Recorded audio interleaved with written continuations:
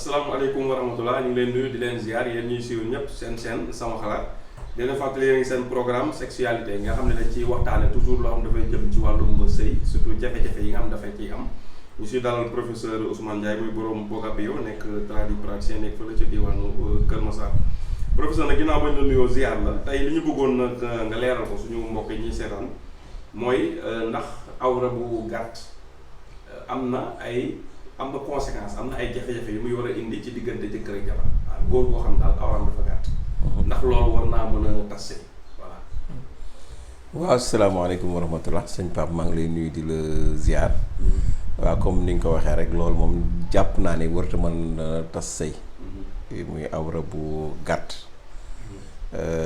Psychologiquement nag ñun dañ ko def suñu xel yi jigéen ñi tamit def nañ ko seen xel yi maanaam dafa am loo xamante ni dañ la koy nëbb fekk xamoo ko rek da ngay yaakaar ni lii la fekk demeewul noonu bis boo ko xamee découvrir na ngay xam ne ndekete du lii lee la mais awra bu gàtt ci nit ñi niñ ko waxee dem na ba nekk kersa ci ki ko am léegi nag inconvénient bi conséquence bi mu am nekkul ci sëy bi mais ci avant sëy bi lay nekk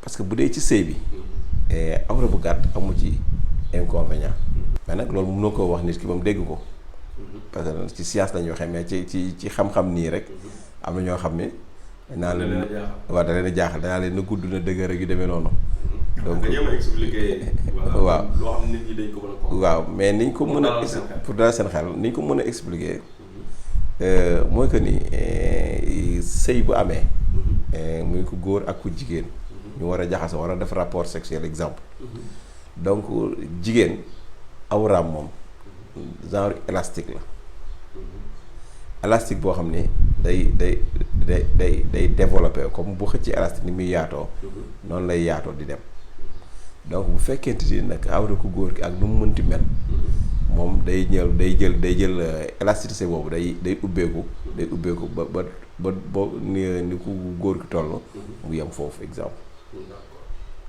comprendre comme man la waaw léegi noonu lay demee léegi man day ndaw buñ ko ëppul bu day ngan day ngande waaw kay léegi nag bu fekkente ni awra bi dafa gàtt ngay sëy ak sa soxna te yor awra bu gàtt ci biir sëy bi nii rek moom mën na ko bañ a xam parce que vagin bi dañuy wax vagin mooy awra bu jigéen ki moom day adapté wu ci loolu ni mu toll même bu keneen ku yoroon ku rëy bu rëy tamit day dem ba adapté wu ci loolu donc bu ko defee amul benn inconvénient ci sëy bi mais psychologiquement nag ñun mënuñoo gëm loolu.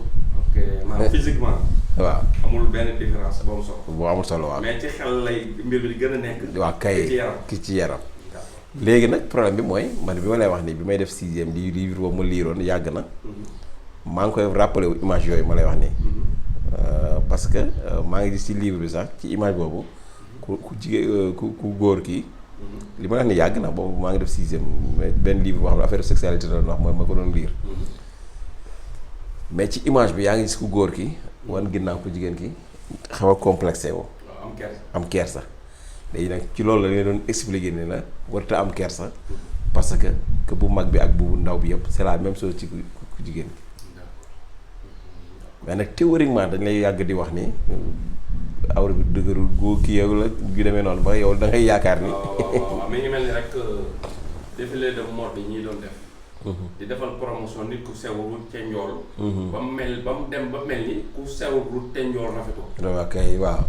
loolu moo si mode yi. mode yi waaw tubaab yeeg yooyu. dañoo am benn nit modèle nit bu ñu jël. te peut-être nit kooku dafay gën a neex a defaral yére. moo tax ñu jël ko.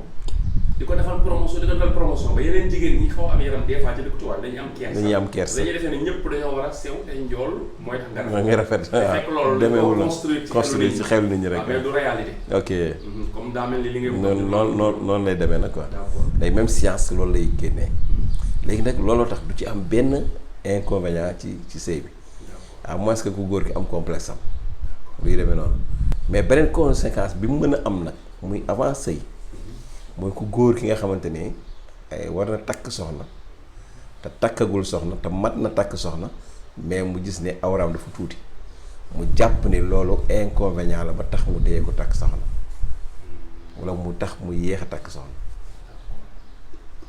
parce que psychologiquement mën na jàpp ne moom bu takkee soxna du ci am njaboot wala bu takkee soxna du ko mënal dara fekk demeewul noonu. moom kersa ci boppam. moom kersa ci boppam. ba tax du takk soxna. waaw kay ñi defee sax du góor fekk na góor la. mais dafa xeeb boppam. waaw kay. loolu noonu lay demee. waaw kay léegi noonu lay demee léegi moo tax mais pour war na leen rek awra bu gàtt ci góor du dara ci sëy quoi. d'accord donc kon yaakaar naa leen. kon ñu lay remercier. jërëjëf di jox rendez-vous ñi seetaan ci vidéo bii di ñëw nga xam ni dinañ fas yéene waxtaane li nga xam mooy fromage. parce que ba gis ni bëri ñoo xam dañ koy lekk bëri ñoo xam dañ koy ndékkee sax ñu ndékki. am ñoo xam ni affaire yi ñuy jaay nii ci kii dañ ko siy def. voilà ci pizza yeeg yu demee noonu. ñu demee noonu ay fromage. fromage moom lan lay jëriñ ci wér-gu-yaram. ci wér-gu-yaram ñu ko lekk te neexul. d'accord kon professeur bi lay remercier. sëñ Papa ñu ngi lay sant di la gërëm. di nuyu mbokk yi ñu daan seetaan yëpp asalaamaaleykum wa rahmatullah.